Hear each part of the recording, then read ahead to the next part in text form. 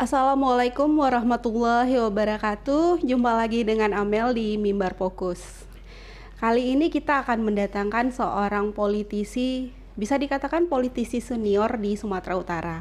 Namun di Mimbar Fokus kita nggak bicarain soal politik terlalu dalam. Nanti untuk soal politik kita akan bicarakan di Mimbar Demokrasi. Jadi kali ini Mimbar Fokus mendatangkan seorang politisi senior yang pernah menjabat sebagai ketua partai politik hampir 2 periode, dan sekarang sudah pindah ke partai yang lain. Ini ada namanya Ustadz Muhammad Hafez. Ustadz ya, apa kabar Ustadz? Alhamdulillah. Baik ya. Sehat. Oke, Ustadz, kali ini nih sama Amel coba bahas soal Medan, soal Sumatera Utara, Deli Serdang sekitarnya, karena untuk pemilu nanti Ustadz bakal di Dapil 1 ya Ustadz ya. Oh iya benar-benar insya Allah. Oke. Ustadz, aku boleh tahu nggak gimana tanggapan Ustadz terkait perkembangan infrastruktur di Sumatera Utara, khususnya kota Medan sekarang ini pasca kemarin kan ada banyak perbaikan drainase jalanan yang sempat sudah mulus, bolong lagi. Memang drainase udah cukup bagus, tapi masih tetap ada tuh masyarakat yang mengeluhkan soal jalan itu. Bisa minta tanggapan Ustadz, karena kan bukan cuma di kota Medan, kayaknya di Medan, Deli Serdang, bahkan Serge juga katanya sudah jalannya udah agak-agak ada yang kurang bagus. Itu gimana Ustaz? Ya, pertama kalau kita lihat harusnya Medan ini kan menjadi barometer ya. Dan sudah saatnya Medan ini menjadi kota bukan hanya level nasional tapi kota internasional gitu. Karena Medan ini secara nasional kan sebenarnya kota 4 terbesar. Dan kalau kita lihat peran kota Medan ini sejak dari zaman dulu ini sangat strategis. Mulai dari pelabuhannya, bandaranya dan seterusnya, ini memang sudah layak gitu. Sudah memang disitulah memang iya, semuanya. Medan ini menjadi kota internasional. Apalagi kita warga Medan ya. Kalau kita lihat atau kita menyaksikan akhir-akhir ini sangat memprihatinkan kota Medan. Dari kebersihannya kita nomor corot itu ya. Se-Indonesia bukan. Iya. Nah, corruptionnya dan seterusnya. Apalagi infrastrukturnya. Jadi tentunya dengan kondisi sekarang sebenarnya kita berharap dengan wali kota yang baru ini bisa merubah dengan cepat. Kota Medan ini menjadi kota yang bisa menjadi kebanggaan kita sebagai warga kota Medan gitu. Yang benar-benar ya, benar-benar menjadi kota niaga ya Ustaz. Kota niaga, kota budaya juga, karena banyak sekali warisan-warisan budaya di kota Medan ini yang mungkin bisa kita lestarikan. Heritage-nya juga bagus ya gitu.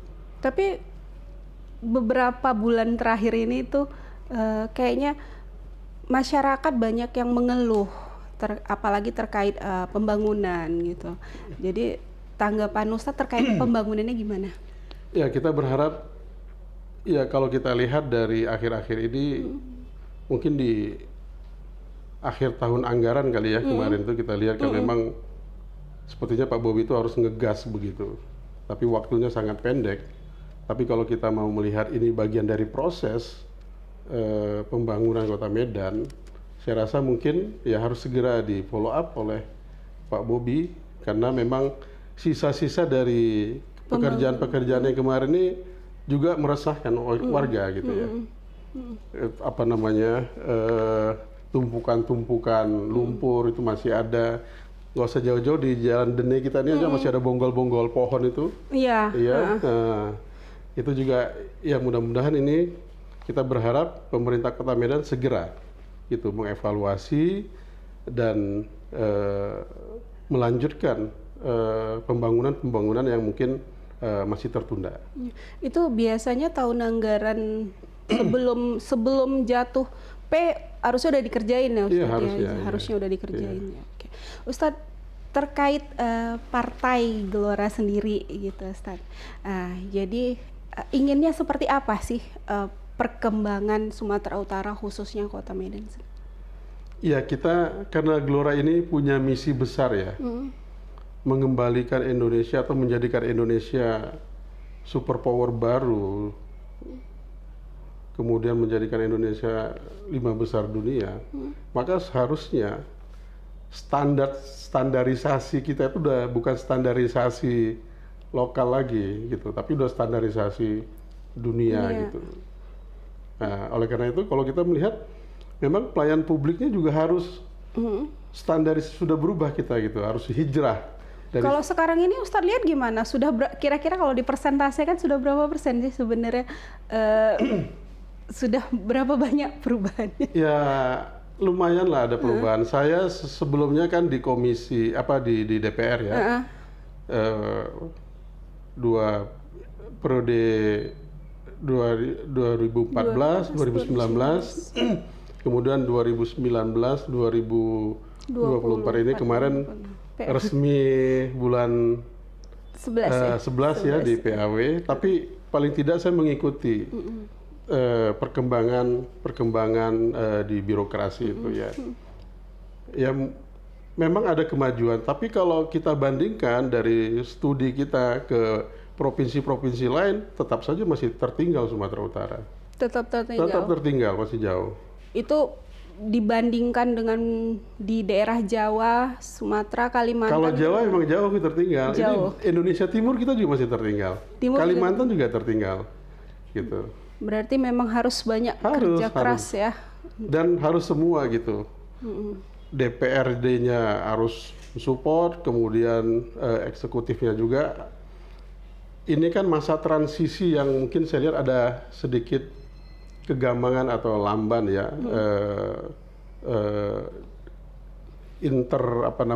interconnecting antara dinas-dinas ini gitu, baik di perizinannya dan seterusnya. Tapi ya mudah-mudahan kalau kita lihat itu semua mengarah kepada perbaikan. Ya. Oke. Apalagi kemarin baru disebutin akan khususnya Kota Medan ya itu akan membuat ini ya. Perizinan satu pintu ya, mall.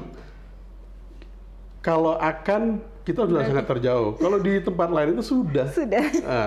Seharusnya sudah berjalan seperti itu. Seharusnya kalau bisa tahun ini udah terrealisasi harus dipaksakan. Harus dipaksa ya. Jadi di beberapa kota atau provinsi kita kalau ngurus perizinan itu kita ajukan secara online dan kita itu bisa mengikuti juga secara online sudah sampai mana tahapan-tahapan itu. Jadi nggak secara online, iya. Sebenarnya lebih hemat itu.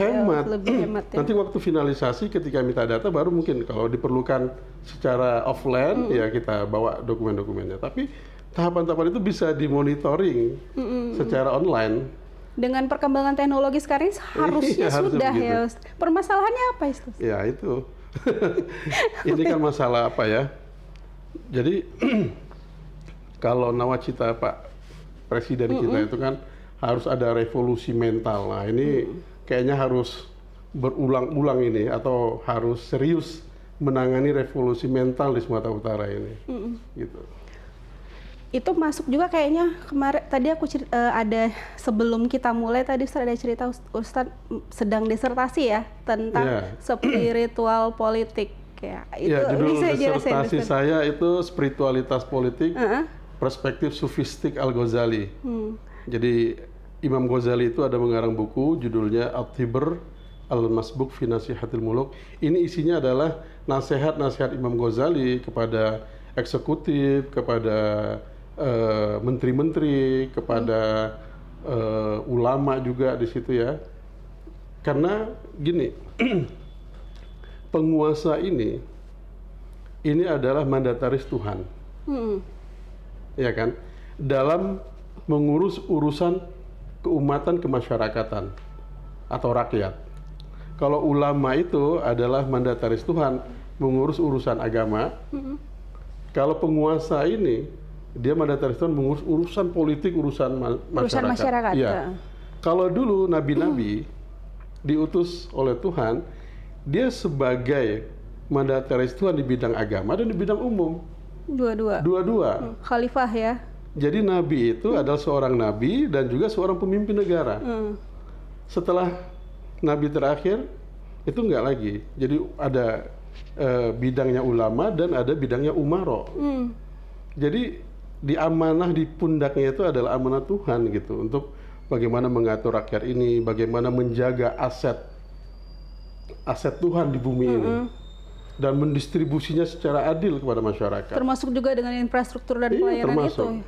Karena Umar bin Khattab itu pernah mengatakan kalau seandainya di perbatasan Irak itu ada seekor kambing yang masuk ke dalam lubang teplekok kalau bahasa orang Medan ya, patah atau terkilir kakinya, maka Umar lah yang paling pertama akan bertanggung jawab untuk hal itu. Kalau kita dahsyat lah kalau di sini mungkin. Kalau sering sekali kita lihat kecelakaan-kecelakaan yang terjadi. Saya miris juga saudara-saudara kita, saya baru diinformasikan, walaupun ini kejadiannya sudah beberapa bulan yang lalu, di Binjai itu, di kota Binjai, di depan sekolah itu ada jalan kabupaten, situ sudah tidak karu-karuan jalannya, udah lubangnya luar biasa. Kalau musim hujan itu memang nggak kelihatan lubang. Jadi udah kayak ada sungai baru gitu. Iya, orang tua murid ngantar anaknya sekolah, masuk ke dalam lubang, jatuh, dilindas truk, Pak. 2 orang meninggal, Pak. Anak sekolah. Gitu. Nah, ini siapa yang bertanggung jawab kira-kira? Itu Gitu. seharusnya pimpinan ya? Harusnya kepala negara. Apa? Kepala daerahnya ya? Kepala daerah, gitu. Dan bersama-sama legislatif juga. Tapi kayaknya kasusnya juga tidak besar ya, tidak besar. banyak yang tahu. Iya. Nah, ini saya rasa mungkin copy paste dari ini banyak di Deli Serdang ya, di Sregen. Karena kita menyaksikan terutama di perbatasan-perbatasan. Itu kan hampir tidak tertangani dengan baik ya, Iya. gitu. Bukan sebulan 2 bulan, malah bertahun-tahun itu tidak terselesaikan permasalahannya. Iya, betul sekali. Jadi kira-kira itu seperti gimana sih yang maksudnya kan kalau kayak yang dibuat oleh Wali Kota Medan sudah menggelontorkan dana yang cukup besar untuk pembangunan infrastruktur. Namun kalau kita lihat hasilnya juga masih belum maksimal kayaknya kemarin. Jadi gimana kira-kira, ada nggak usulan dari Ustadz sendiri solusinya seperti apa? Ya sebenarnya kan kalau keterbatasan anggaran ini kan bisa dibuat tahapan-tahapan. Apalagi kan ada anggaran yang sifatnya multi-years ya. Dari tahun ke tahun itu silih terus menyambung begitu. Tapi yang penting dari itu adalah semangat. Karena saya basicnya dari legislatif ya. Saya menghimbau gitu, teman-teman legislatif ini harus peduli itu. Kan kita yang sehari-hari di lapangan ada ada reses gitu kan, ada sosmed, mendengar masukan dari masyarakat. Nah itu jalan-jalan yang strategis, jalan-jalan itu harus disampaikan secara transparan gitu. Dan kan apalagi ada pokok-pokok pikiran anggota dewan gitu. Jangan sampai, mohon maaf ya, kalau kita diamin jalan begitu karena mungkin ada kesibukan atau ada fokus yang lain dan seterusnya, sehingga itu menjadi terjadi korban di situ. Kita yang sudah tahu harusnya itu diperbaiki dan harusnya pokok-pokok pikiran kita itu mengadvokasi itu, tapi kita abai di situ. Ya kita kena juga, kalau menurut saya kena juga itu cipratan dosanya. Atau eksekutif gitu. Karena kan kalau kita lihat pola penganggaran itu kan mulai dari musrembang ya, musrembang di kecamatan. Saya yakin tuh di kecamatan itu, pengalaman saya reses itu mulai dari camatnya, kemudian keplingnya itu sudah sering mengusulkan, karena memang jalan itu di hadapan mata mereka ya. Nah ini seharusnya ada tim karena yang turun gitu langsung. Tidak bisa diandalkan hanya dinas saja. Memang ada tim wali kota, berbeda gitu ya. Yang dia itu memang memburu proses percepatan pembangunan itu. Gitu. Berarti seperti kayak pengawas gitu ya, pengawas Boleh, pengawas apa namanya sifatnya? pengawas yang eksternal dari Iya. wali kota gitu ya untuk mengawasi gimana perkembangannya ya. Kalau kita lihat seperti di negara-negara maju itu kan ada seperti apa namanya truk atau mobil khusus yang dia setiap hari keliling-keliling kota itu aja, mana jalan yang sudah mulai lubang ditambal, gitu kan? Nggak nunggu-nunggu tahun anggaran gitu loh. Mudah-mudahan kita bakal bisa seperti Harusnya itu ya, begitu. Ustaz. Kita ini ya Allah ini disinilah perbatasan. Perbatasan Medan dan Deli Serdang. Di depan ini aja, di depan Maju Bersama dekat tol itu kan, perbatasan ininya tuh agak legok begitu Iya. kan. Saya melihat berapa kali itu ibu-ibu hampir hampir jatuh di situ, terjungkal. Dan kita lalu lalang udah terlalu sering gitu. Kenapa Dan nggak pejabat sepertinya sering juga lewat situ orang ya. banyak pejabatnya dari situ? Tinggal di situ. Tapi kayaknya diam aja ya atau Iya, itu makanya saya kadang-kadang gemes juga gitu ya. kepekaan juga Iya, ya iya. Ustaz ya. Jadi Tapi karena kita apa namanya pola kita berbangsa bernegara ini kan kadang-kadang itulah diatur dengan aturan-aturan seperti itu, kita juga tidak bisa apa namanya bekerja sendiri gitu. Kalau maunya kan kita ada duit, kita beli aspal di situ, kita aspal aja sendiri gitu. malah itu nggak boleh juga ya. Nah itu nanti. Nggak boleh juga. Cuma kalau nunggu-nunggu tahun anggaran yang sederhana gitu kan sebenarnya kan kasihan, bisa banyak korban. Apalagi kan pembangunan infrastruktur itu kan ada biaya perawatannya juga gitu. Itu harusnya juga transparansi juga ya ke masyarakat. Apabila ada seperti ini, Iya. buat keluhannya ke sini, laporkan, jadi bisa tahu gitu ya. Saya sebenarnya berharap Kota Medan ini, terutama kita warga Medan ini sudah gini apa ya, mengontrol pembangunan Kota Medan ini sudah bareng-bareng semuanya, gitu. Eksekutifnya tuh secara transparan, gitu ya, menjelaskan program-program infrastrukturnya atau apalah contohnya begitu. Warga dilibatkan untuk mengontrol itu, gitu. Untuk mengawasi ya. Untuk mengawasi itu. Ini juga banyak apa namanya koktel efeknya itu banyak, termasuk juga mengantisipasi corruption, gitu ya. Ya warga dilibatkan untuk sehingga warga juga nanti kalau keberhasilan itu terjadi, warga ini juga merasakan keberhasilan bersama gitu. Jadi keterlibatan istilahnya kolaborasinya tetap ya harus dijalankan dengan masyarakat, tetap ya. dengan warga itu harus gitu. Jangan cuman antar birokrat Iya, aja ya, betul. ke warga juga harus ya kolaborasinya ya. Dan sudah tidak saatnya lagi seperti eksekutif atau apa namanya pemerintah itu melihat warga itu sebagai apa ya namanya saingan, musuh, termasuk juga partai-partai politik yang ada gitu. Jadi kita harus berkolaborasi semuanya, bermitra semuanya, eksekutif, legislatif, masyarakat itu harus gitu. Bermitra. Saya yakin kalau itu dijalankan Pak Bobi, ini luar biasa Pak Bobi, karena beliau muda dan potensinya ke depan itu hebat itu.